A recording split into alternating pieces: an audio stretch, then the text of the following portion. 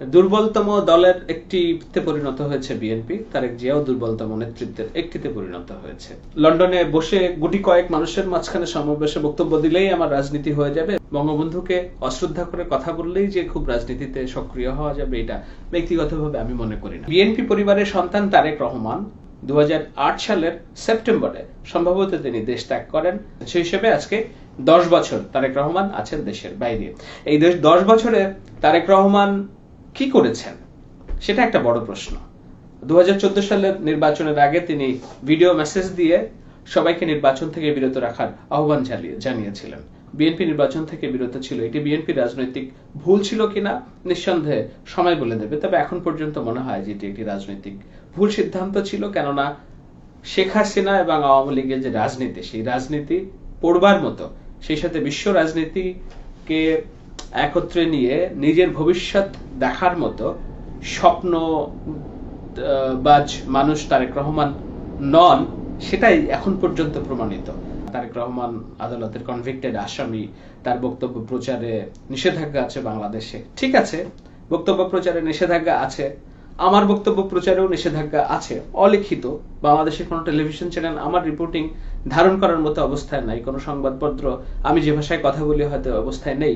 তাই বলে কি আমি থেমে আছি? এই যে আমি কথা বলছি আপনাদের সাথে, আমি ফেসবুকে কথা বলি, আমি খুবই ঝুঁকি নিয়ে বাংলাদেশের প্রধান বিচারপতি সাবেক এসকে সিনহার পক্ষে কথা বলেছি, তার ইন্টারভিউ প্রকাশ করেছি। লন্ডনে বসে গুটি কয়েক মানুষের মাঝখানে সমাবেশে বক্তব্য দিলেই আমার রাজনীতি হয়ে যাবে, মাঝে মাঝে দুই একবার ফোন কল করে দুই একজনকে আন্দোলনে নামতে বলে এবং তাদেরকে ফিজিক্যালি বিপদগ্রস্ত করা বর্তমান স্বৈরশাসনের মধ্যে, এটাই কি তারেকের ভিশন? এটাই কি তারেকের রাজনীতির ধরন?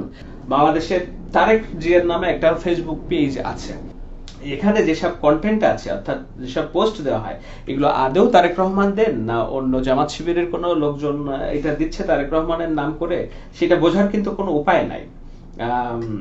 তারেকের যদি প্রতিপক্ষ দেওয়া হয় তাহলে বাংলাদেশের সজীব ওয়াজেদ জয়, তরুণ রাজনৈতিক নেতা আওয়ামী লীগের, এই ভেরিফাইড পেজ থেকে সজীব ওয়াজেদ জয় প্রতিনিয়তই তার বক্তব্য প্রচার করে যাচ্ছে।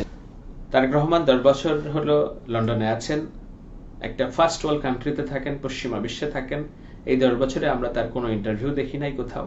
এই 10 বছরে ফেসবুকে নিজের একটা বক্তব্য আমরা দেখিনি। মাঝে মাঝে ভিডিও বক্তব্য দিয়েছেন তিনি, শুধুমাত্র বাংলাদেশের মানুষকে কেন্দ্র করে। কিন্তু বর্তমান বিশ্বের রাজনীতিতে শুধু বাংলাদেশ কেন্দ্রিক নয়। তারেকের অবস্থান কি? তারেকের বিগত দিনের কার্যক্রম নিয়ে সংশয় আছে কূটনীতিকদের মনে, বহির্বিশ্বের মনে। এই ফেসবুক ব্যবহার করেও যদি আপনি আপনার বক্তব্য তরুণ প্রজন্মের সাথে সরাসরি ইন্টারাকশন, সরাসরি যোগাযোগ স্থাপন করার সামর্থ্য যদি না থাকে, বাংলাদেশকে আগামী দিনের নেতৃত্ব কিভাবে আপনি দেওয়ার স্বপ্ন দেখবেন, নিশ্চয়ই এটা আপনার কাছে ভালো ব্যাখ্যা আছে।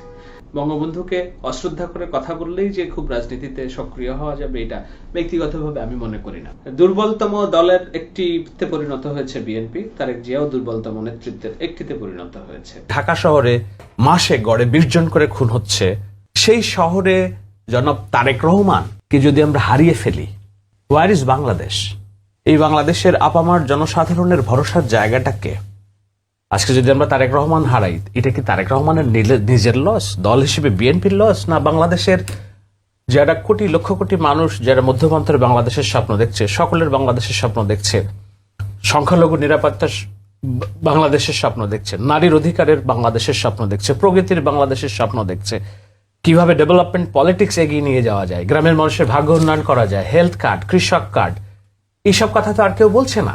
সুস্থ শুদ্ধ পলিটিক্স যেটা স্বপ্ন তারেক রহমান দেখাচ্ছেন, তার অনুপস্থিতিতে কি তারেক রহমানের লস হবে, বাংলাদেশের তার দলের লস হবে, না এই লসটা বাংলাদেশের? বাংলাদেশের জন্যই তারেক রহমানের জীবিত অক্ষত সুস্থ থাকা দরকার। বাংলাদেশের জন্যই তারেক রহমানকে আগামী অন্তত 5টা বছর রাষ্ট্র ক্ষমতা পরিচালনা করার দায়িত্ব দেওয়া দরকার। এটা তারেক রহমানের নিজের জন্য যতটা না, বাংলাদেশের জন্য দরকার।